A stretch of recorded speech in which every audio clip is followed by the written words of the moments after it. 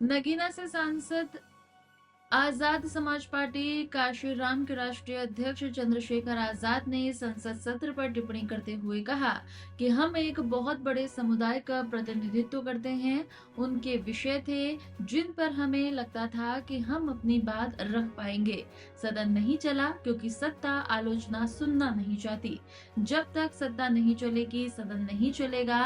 उन्होंने विपक्ष के साथियों से भी अपील की है कि सदन चलाने की कोशिश करें। और क्योंकि राष्ट्रपति जी के भाषण पे वही एक ऐसा समय होता है कि बहुत सारे विषयों पे अपनी बात आप रख सकते हैं। हम लोग एक बहुत बड़े समुदाय को, जो कमजोर वर्ग है, उनको रिप्रेजेंट करते हैं। उनके देश भर के इशू थे, हमें लगता था कि हम लोग उस पर अपनी बात रख पाएंगे। सदन नहीं चला क्योंकि सत्ता जो है वो सुनना नहीं चाहती आलोचनाओं को। और मैं इस बात को जान चुका हूं कि जब तक सत्ता नहीं चाहेगी सदन नहीं चलेगा। मैंने तो यही प्राइम मिनिस्टर जो हैं हमारे, उनको 1.25 घंटे भाषण करते देखा जब पूरा विपक्ष उनके खिलाफ नारेबाजी कर रहा था। यानी कि अगर सदन चलाना हो, इसी हल्ले में जो है तमाम बिल पास हुए, ये किसी छिपा हुआ नहीं है। लेकिन मैं विपक्ष के साथियों को भी कहूंगा कि उनको भी कोशिश करनी चाहिए। जनता का इतना पैसा जो है खराब होता है कि सदन चले, विषय उठें, चर्चाएं हों, सरकार को जवाब देना पड़े। सरकार को हम जो हैं क्यों वॉक ओवर दे रहे हैं कि सरकार को जवाब ना देना पड़े।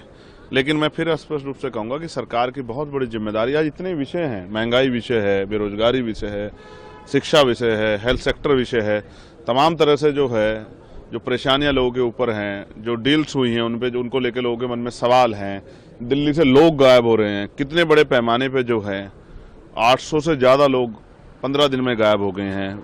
इसका मतलब जो है ह्यूमन ट्रैफिक का बहुत बड़ा जो है सिंडिकेट यहाँ काम कर रहा है। क्या हो रहा है, कल मैंने स्पीकर साहब को सुना, उन्होंने कहा कि प्राइम मिनिस्टर से उन्होंने रिक्वेस्ट की। अच्छा किया उन्होंने रिक्वेस्ट की, लेकिन संसद में भी प्राइम मिनिस्टर खतरे में, ये बड़ी चिंता की बात है।